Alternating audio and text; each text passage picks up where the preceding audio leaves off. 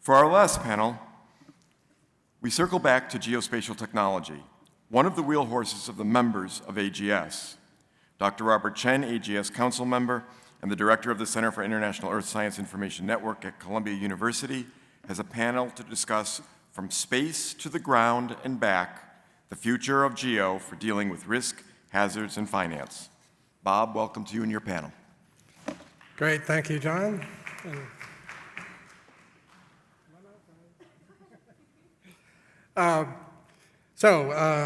Glad to be here, even though it's getting near the end, and even though it's near the end, I will still give you a welcome as someone from Columbia, and hope you've had a good time here yesterday and today.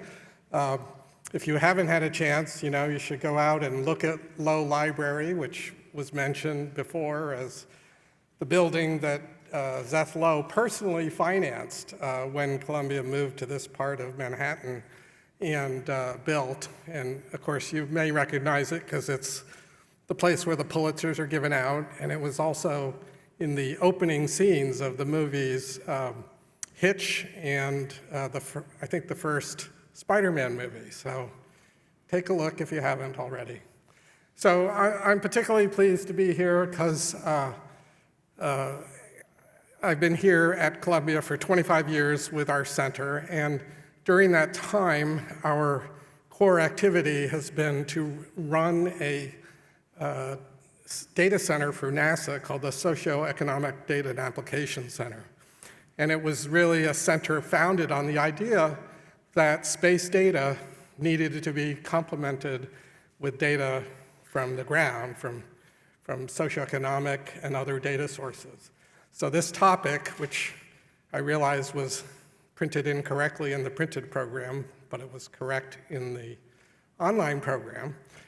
Today we have a great panel who are going to talk about this whole issue of, first of all, what are the great, cool new things still coming out of the space technology and Earth observation communities, but also we have some grounded innovation in efforts like OpenStreetMap. So today, not in the order in the program, we're going to start out with Skip Maselli, who is, as indicated, Vice President from Pixxel Space Technologies. I did notice that 2 of our speakers did not get their bios online. Naughty, naughty. But I looked them up on LinkedIn, and you can do the same. So I'm not going to say very much, but I think one noticeable thing about Skip, he's worked in throughout the space technology industry, but he also spent over 6 years as an intelligence officer in the Army. So he's got some real on-the-ground experience, I think, to complement the cool space technology. Then Ian Warner, who is Director of the Industry Workforce Development and Innovation at Trimble. And he's interesting because he has a background in architectural management and construction, so that's a little different viewpoint. And then finally, Maggie Cawley, who's Executive Director of OpenStreetMap in the US. And her bio is there, so you can read it, but one notable thing is she is Vice Chair of the National Geospatial Advisory Committee, which is an important body for this community in the US. So I just want to leave it there, and we are going to have the 3 short presentations and some questions and hopefully some discussion. Thanks. Yeah. Skip. Thank you. Oh, thank you, Dr. Chen. I'm sitting here thinking maybe I'm the offending person, but I'm not really sure who to put his bio up. But yes, I'm Skip Maselli. I'm from Pixxel. We are a space technology firm that builds and operates satellites in space, and we were founded in 2019. We are probably the most prolific commercial entity that's actually operating the highest spatial and spectral resolution hyperspectral satellites today with our 3 pathfinders. Normally there would be a slide up, but am I in charge of this now? Or? Well, there you go. That's pretty cool. So we have, as I said, we have our 3 operational satellites on orbit today, and we will begin to launch our 5-meter. Right now, our best is at 9.8 meter. We'll launch our 5-meter systems starting in the middle of next year, go for the next 2 years, and get about 24 satellites up, going from the VNIR to this shortwave IR spectra. So every time I get up in front of an audience, for those who know me, I try to figure out another way to explain hyperspectral imagery, so I'm going to do it real quick. This is about a 50-meter by 50-meter room. Let's just call it a pixel. There's roughly about 260 people. That's about how many bands of data that we have. Next slide, if somebody has any control over that. That's about how many bands of data we have in our sensor. So think of each one of you. Next slide.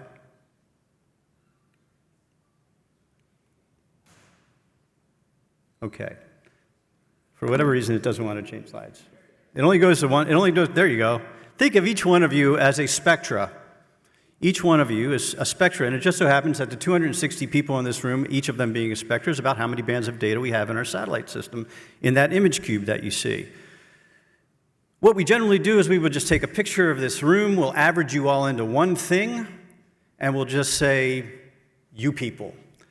But we're not like that in hyperspectral. We want to preserve your individuality. So what we do is rather than take one image that averages all 260 spectra in this room, what we're going to take is 260 images in which each one of you gets your own image. That way, when I go back and look at the entire image and I only want to find a certain person with a blue jacket on and maybe a white briefcase, I can just go ahead and pick that band. So hyperspectral tries to preserve and isolate each unique spectra inside of a pixel. Does that make sense? I think that hopefully that helps, and then if it doesn't work, just tell me later. So anyway, as I said, we are operating our satellites today, and hopefully we'll shed some light on some of the things that we can do together with my partners from Trimble and OpenStreetMap.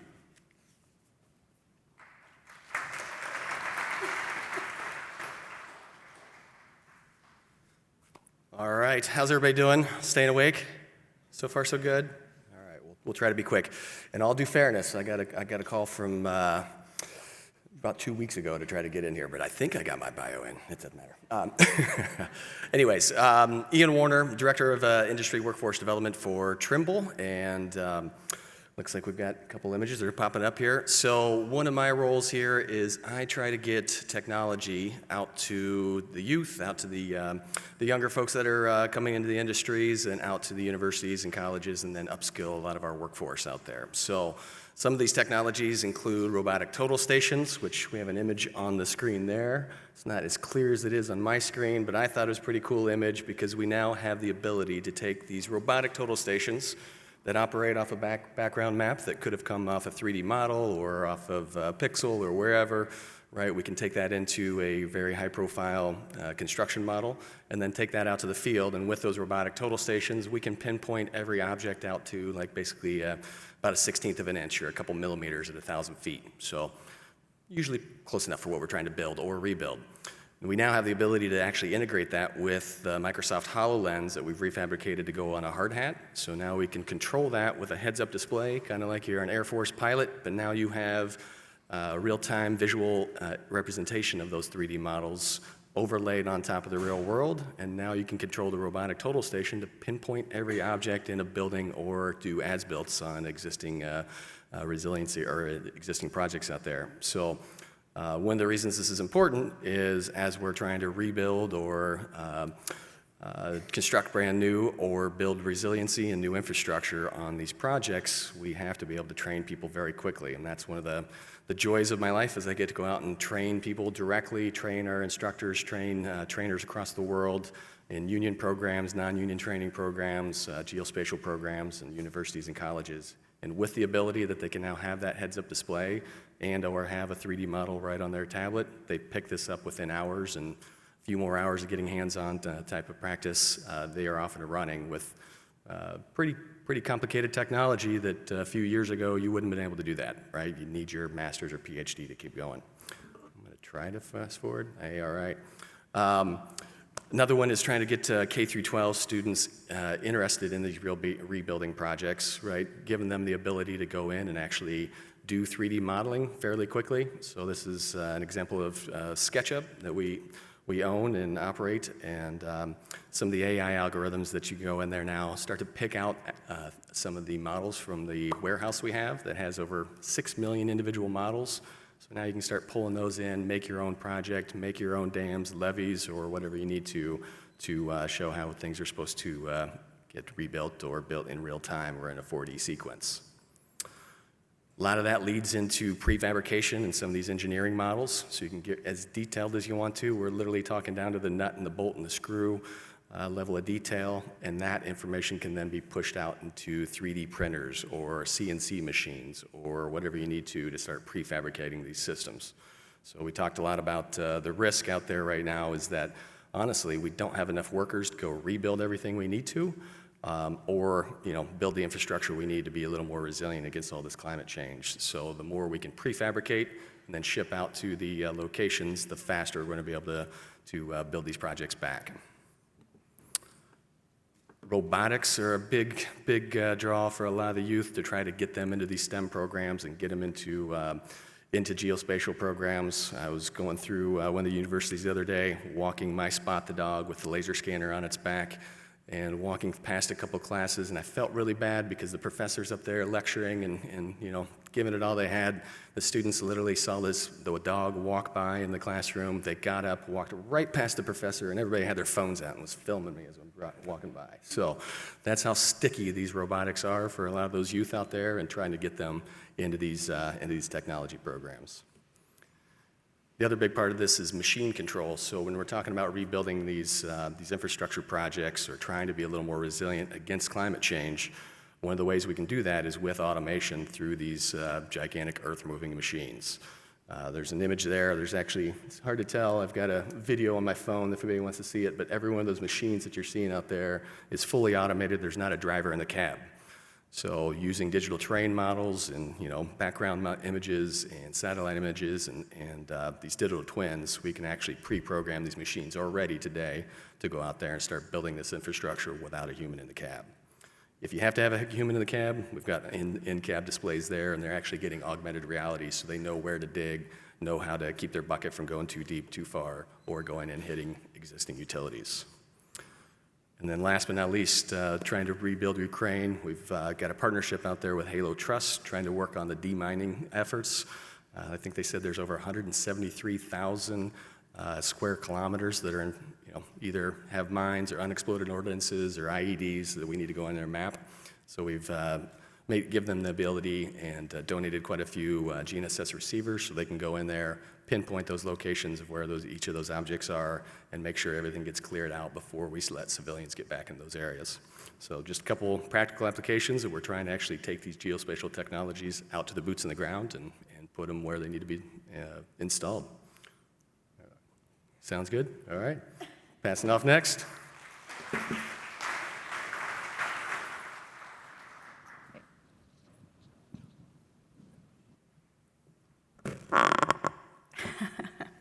Good sound. Hello.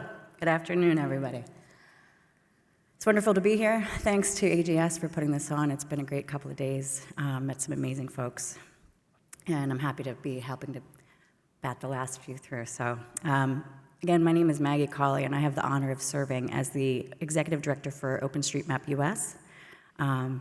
Just to get your blood flowing, how many people have heard of OpenStreetMap in the room?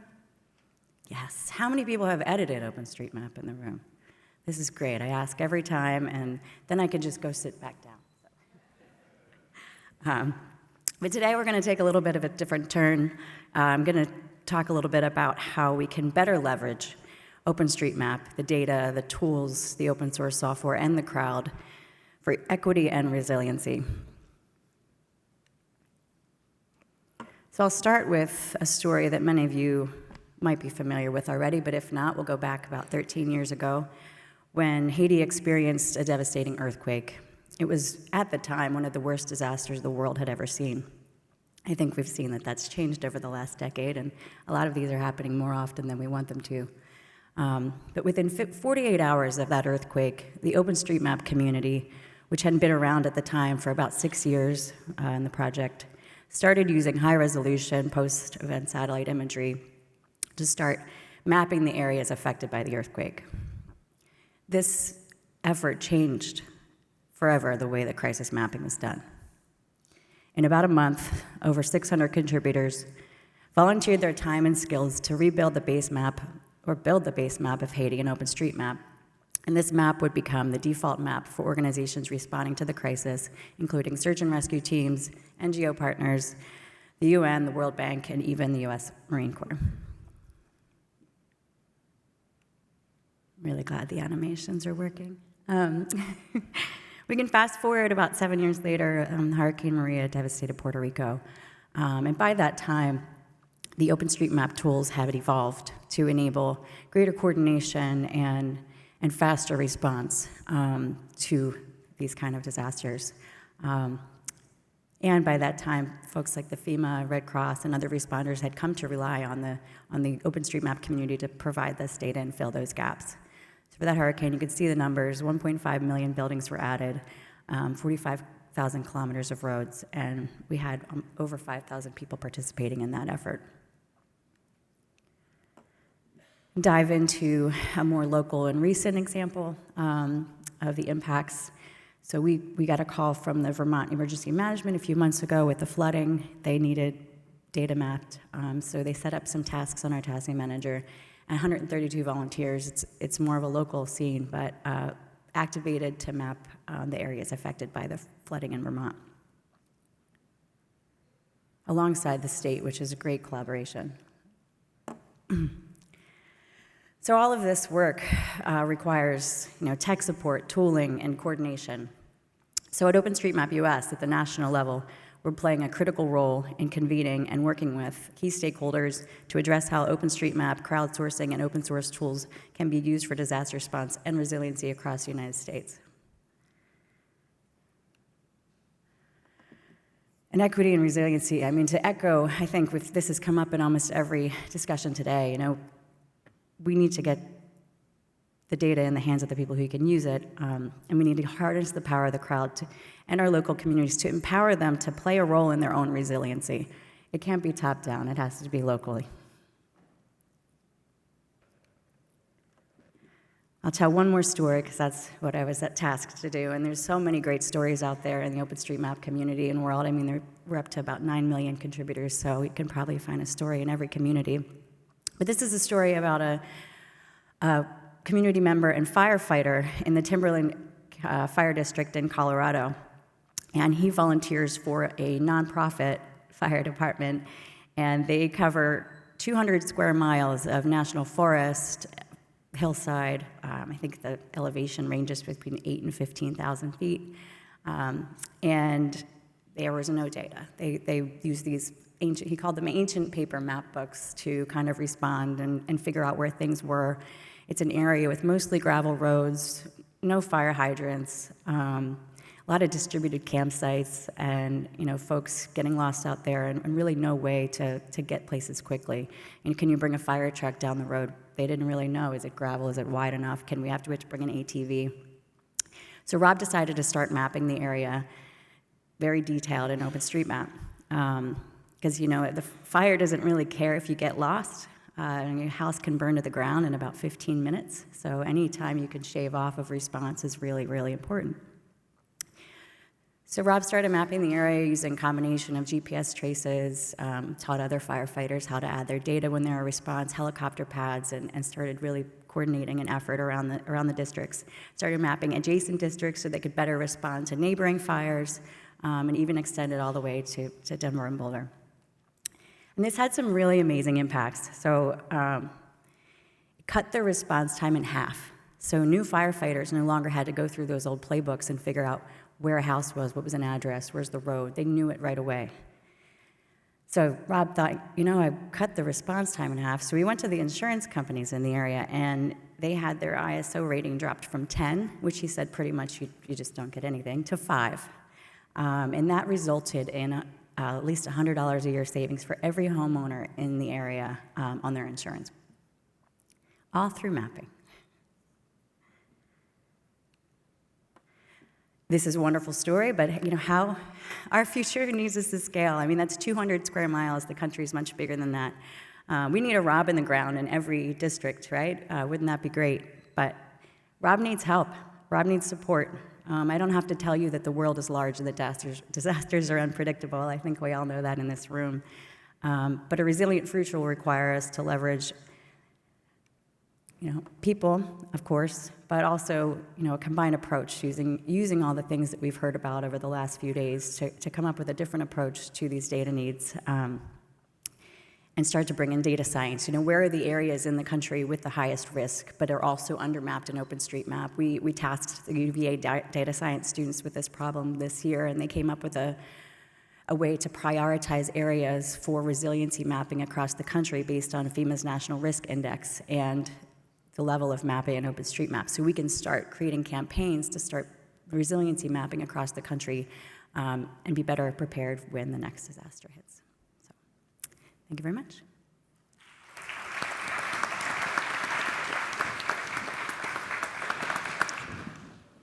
Great. So thanks for keeping it concise and telling us a good story to start off the discussion. I think one of the nice things about this event is we do try to get people talking. So I'm going to just ask one question, but I do want people to start thinking of questions to ask from the floor. But since the topic of this is really integrating space and ground, and we've seen kind of a range of that happening, I wanted to ask everybody what they thought sort of a key opportunity was or is for better integrating space and ground-based, whether it's data, tools, or systems, or other approaches, sort of in the near term to address some pressing issue. So actually, we didn't determine who would go first, but how about you, Ian? We'll just go down. Sure. I think starting in early education is probably the key, and that's kind of the reason I was emphasizing the SketchUp platform and just being able to pull in any data source as a background map, and then starting to build on top of that and letting their imagination kind of go wild. But I think that kind of sets the stage of getting them into some of those technologies, getting them into thinking spatially and geographically, and then they can start pulling in any type of data source. If it's OpenStreetMap or if it's images out of Pixxel or wherever you need to, they can pull those in pretty quickly and start to understand exactly what they're looking at. A picture's worth 1,000 words, and a 3D model's worth 1,000 pictures. So I think that's kind of the way to get them going. I would plus one the geospatial literacy at a young age. I mean, I think we've come to a time in our society where people put too much reliance on a blue dot, and they don't really understand the data behind it. And until people really do understand the impact of data, they're not really going to care about it. So if we can start that geospatial literacy, many of the teachers in this room are helping us with, I think it's a great start. Right? Skip? Yeah, I've enjoyed this show very much, and there's fantastic ideas put up, and I'm as guilty as the next person of coming up with lots of platitudes about what we're trying to do in terms of integrating these various forms of data, but turning them into action is always the hard part.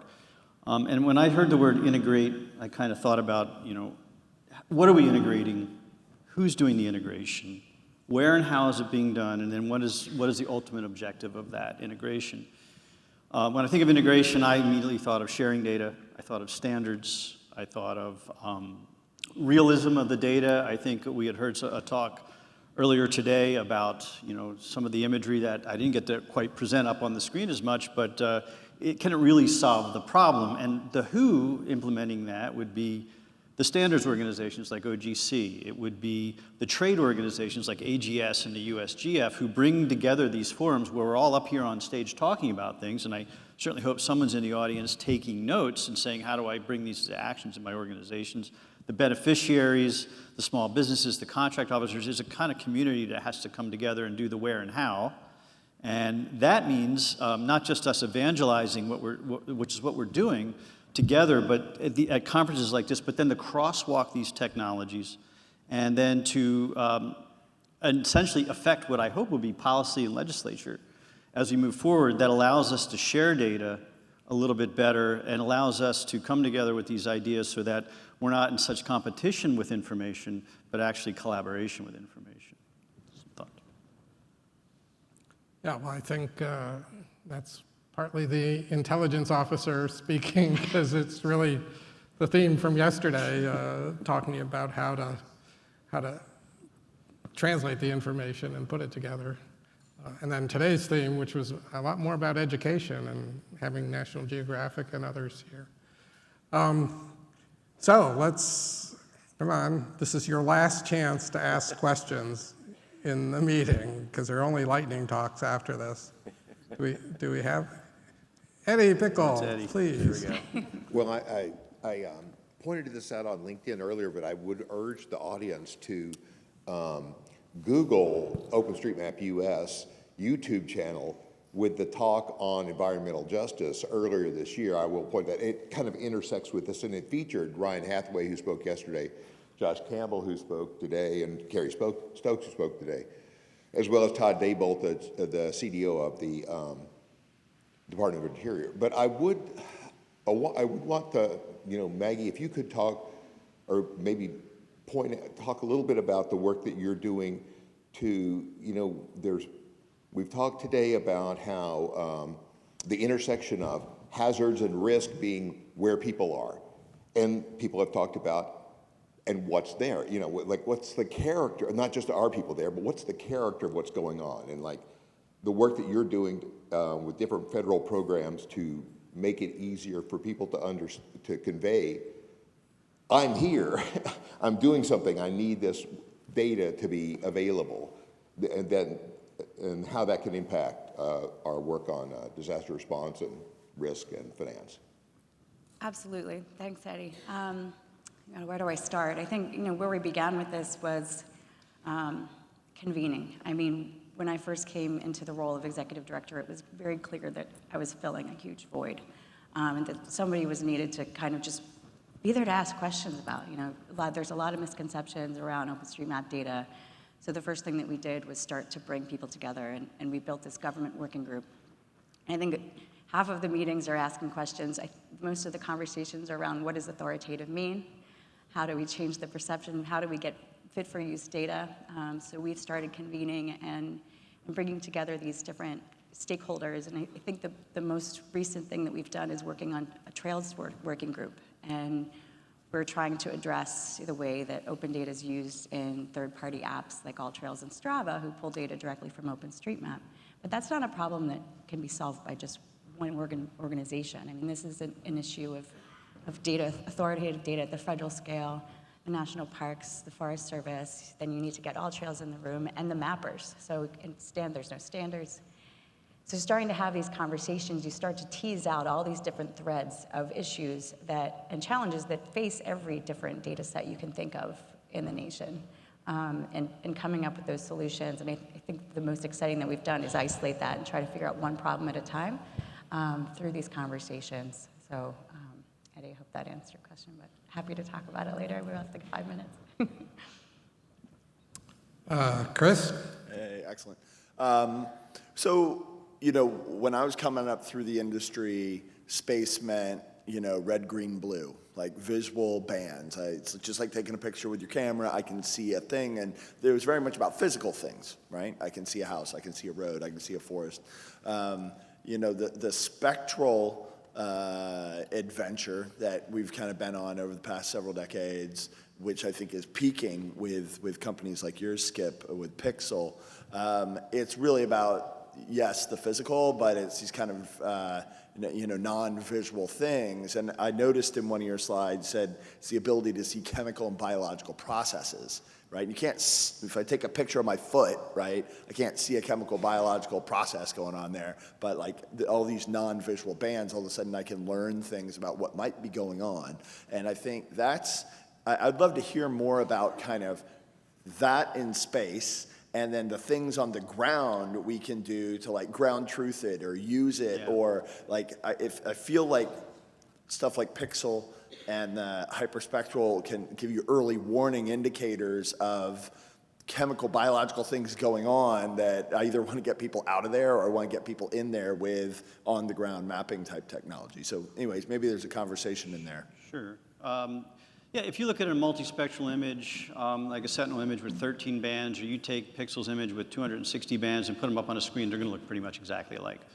Really, what we're trying to understand is merge the non-literal content of imagery like spectral imagery, which are just a bunch of curves that could be deconvolved into other curves that make each one of you individual biological processes that I can now tell that you're all individual biological or chemical properties.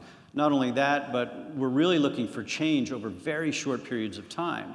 And so when something in a scale of 1 to 10 only changes by a factor of 1, most systems aren't going to tell you that until it hits a factor of 5, and by that time change is too late. So hyperspectral data is really about trying to get at that data soonest. And with space-based, allows us to be in places around the world that are austere and we can't get to otherwise. But we're only as good as the ground truth, and that's where we need to have the boots on the ground, the people making the measurements that are saying, I'm standing over the object, I'm taking an actual spectral graph of it, it's got X amount of lumens, and I'm able to correlate that with a satellite system. And I'm able to do it with precision and accuracy that we're getting from other sensors, like what Trimble's doing. That's, I think, where it comes together. If you look at any one of us individually, I'm not sure we're going to accomplish what we'd like to. If that helps, Chris. Well, unfortunately, sorry, Clinton, I'm getting we have the time master here, and so let's thank the panelists for speaking this afternoon. Thank you for sticking with it. Thank you. Before you leave, I just want to take a moment to say a few words to Bob Chen. A couple of weeks ago, there was a reception here at Columbia to honor the career of Bob Chen, who was going to retire at the end of this year. There simply isn't enough time today to do any justice to Bob's accomplishments throughout his distinguished career, and I expect that over the past few weeks and in the upcoming months, colleagues from around the world will recognize Bob's many accomplishments in a way much more complete than I can. But Bob, on behalf of AGS, and pretty much anyone who has had the pleasure to work with you, thank you for being a colleague whose word and opinions are always based on deep knowledge and expertise, a colleague who, when he offers help, means it, a colleague who, through his words and actions, is a champion of geography for the benefit of society. Thank you, Bob.